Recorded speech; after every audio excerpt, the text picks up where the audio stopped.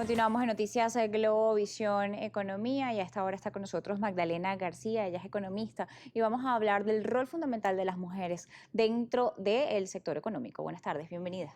Buenas tardes, ¿cómo está? Muy bien, bienvenida a Noticias Globovisión Economía.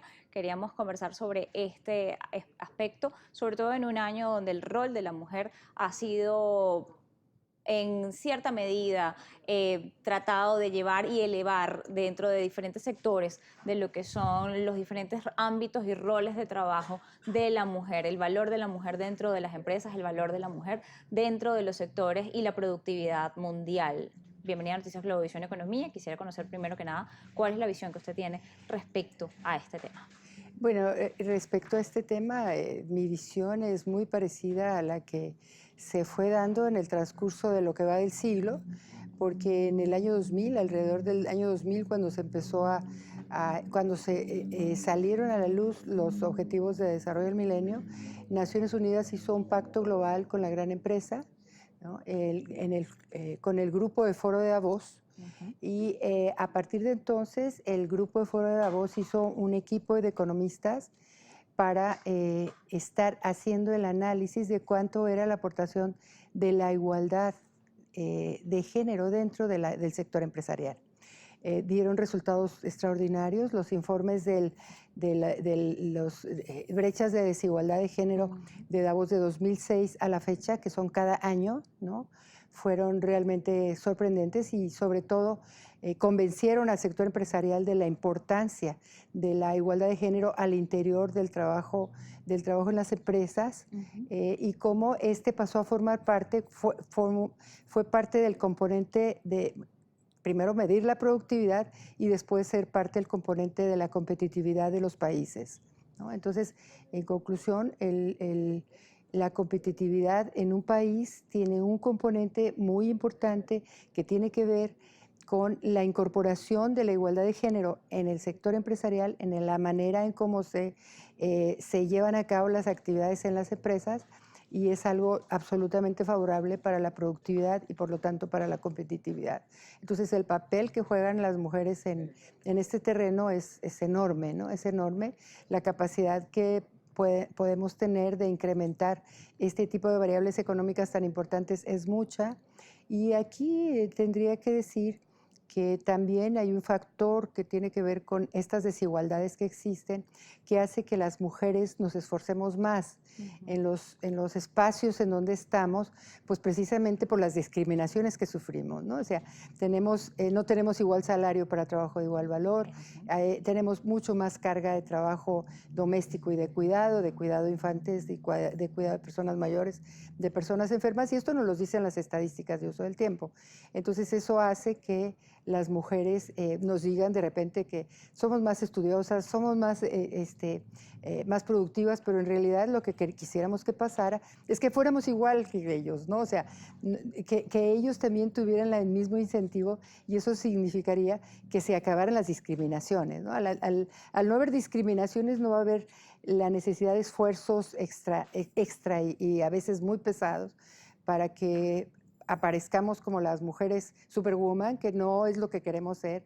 Nosotros queremos una vida equilibrada, con mayor tiempo para nuestras parejas, para nuestros hijos, para nuestros familiares, y eso requiere de considerar la igualdad de género entre las políticas públicas.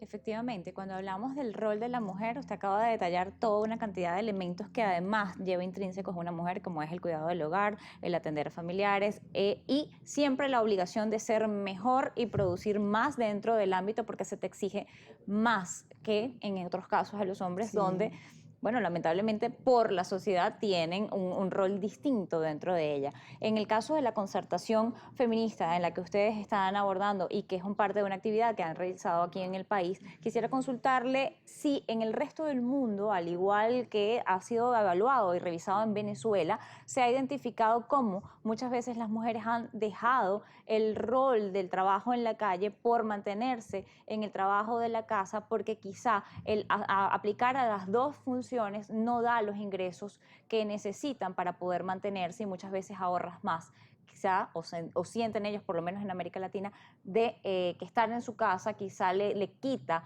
más gastos como gastos de al cuidado de un niño, el cuidado del hogar, el traslado hacia el punto de trabajo? Mira, primero quiero decirte que Concertación Feminista, esta reunión extraordinaria que están realizando las compañeras del Movimiento Amplio de Mujeres y del Movimiento Feminista en Venezuela es realmente un acierto, ¿no? O sea, en realidad el poder discutir y reflexionar sobre estos temas en estos momentos además es muy importante porque el año que entra tenemos Beijing más 25, 25 años de la realización de la Conferencia Mundial de las Mujeres y en realidad tenemos que hacer demandas muy fuertes en ese espacio porque los avances no han sido los que queremos. En términos de lo que me preguntas sobre si a las mujeres les conviene más quedarse en casa que quedarse fuera. Mira, yo creo que en todos los ámbitos de nosotras, las mujeres, lo que debe de prevalecer es el derecho a decidir. El derecho a decidir si me quedo o me salgo. Pero en muchas ocasiones ese derecho a decidir no es factible porque se han deteriorado tanto los salarios en América Latina y en el mundo.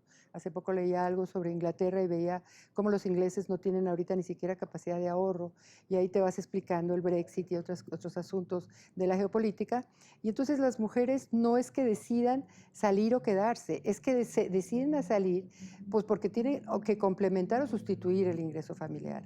Porque no sé cómo esté aquí en Venezuela, no he visto completamente las cifras, pero en el caso de México, más del 30%, alrededor del 35% de las familias son monoparentales, o sea, no hay esposo, o sea, son las mujeres que están enfrentando toda la relación, toda la situación económica para la sobrevivencia, ¿no? Entonces, si tú tienes un deterioro, una precarización laboral, en donde cada vez ganas menos y requieres más horas de trabajo para poder conseguir los ingresos que te permitan sobrevivir, pues por supuesto que no es una decisión, es una imposición.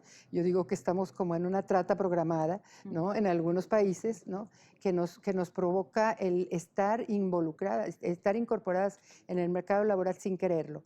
Y eso es lamentable. Lo que tiene que suceder es apegarnos o considerar todas las directrices que nos están dando los gobiernos del mundo a través de la Agenda Global de Naciones Unidas, que se acaba de aprobar, los Objetivos de Desarrollo Sostenible y todas las agendas que están alrededor de ella, que es la nueva agenda urbana, el marco de Sendai, que tiene que ver con desastres, el Acuerdo de París, que tiene que ver con medio ambiente, una que es muy importante, que es la Declaración de Addis Abeba, que es sobre financiamiento para el desarrollo, que te dice cuáles son los elementos fundamentales como para poder lograr desde lo económico un desarrollo sostenible, ¿no? Entonces, yo sí creo que las mujeres en esos contextos que nos movemos de los movimientos y del feminismo, tenemos que estar al día en esas propuestas, porque de verdad que son propuestas de cambio civilizatorio y son propuestas que finalmente las firmaron los países, o sea,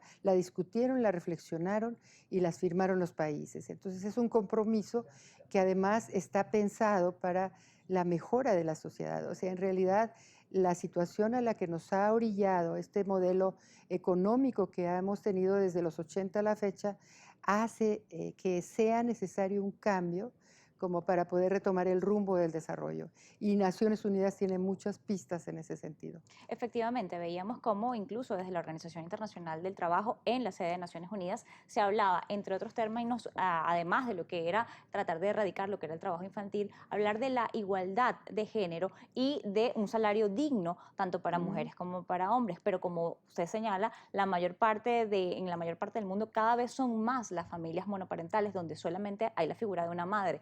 El mal llamado sexo débil necesita autonomía económica para poder también prevenirse de la violencia de género que días atrás estábamos conmemorando el día de la lucha contra esto. Quisiera conocer los detalles de esto al regreso de la pausa y cómo darle herramientas a la mujer para que obtenga financiamiento y pueda mantenerse en lo que tiene que ver con su vida, su familia y dar él también el uso necesario a lo que son sus derechos como trabajadora. Vamos a hacer una pausa y volvemos.